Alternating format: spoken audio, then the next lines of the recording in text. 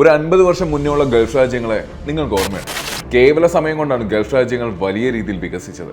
കുറെ തരിശുഭൂമിയും കന്നുകാലി വളർത്തലും മാത്രമുണ്ടായിരുന്ന ഗൾഫ് രാജ്യങ്ങളിൽ നിന്ന് വൻകിട വികസനങ്ങളാണ് നടക്കുന്നത്. ഈ വലിയ സാമ്പത്തിക പുരോഗതിയുടെ മുഖ്യ കാരണം അവിടെയുള്ള ക്രൂഡ് ഓയിലിന്റെ സാന്നിധ്യമാണ്. അത് കൃത്യമായി ഉപയോഗപ്പെടുത്തി മറ്റ് രാജ്യങ്ങളിലേക്കെല്ലാം എക്സ്പോർട്ട് നടത്തി തന്നെയാണ് ഗൾഫ് രാജ്യങ്ങൾ സാമ്പത്തികമായി നേട്ടങ്ങൾ ഉണ്ടാക്കിയത്.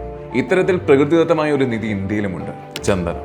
ഇന്ത്യയെ സാമ്പത്തിക പുരോഗതിയിലേക്ക് എത്തിക്കാനും പുതിയൊരു കാർഷിക സംസ്കാരം വളർത്തിയെടുക്കുവാനും ചന്ദന കൃഷിക്ക് സാധിക്കും. ഒരു കാലത്ത് ഇന്ത്യയുടെ കുത്തകയായിരുന്ന ചന്ദന വിപണിയിൽ നഷ്ടപ്പെട്ട പ്രതാപം വീണ്ടെടുക്കുവാനുമാകും. 1980 വെറും 20 രൂപ മാത്രമുണ്ടായിരുന്ന ചന്ദനത്തിന്റെ വില ഇന്ന് 20,000 വരെ എത്തി നിൽക്കുന്നു. 15 വർഷത്തിന് ശേഷം ഇന്നുള്ളതിലും 6 മടങ്ങെങ്കിലും ചന്ദനത്തിന് വില വർദ്ധിക്കുമെന്നാണ് സർക്കാർ പറയുന്നത്.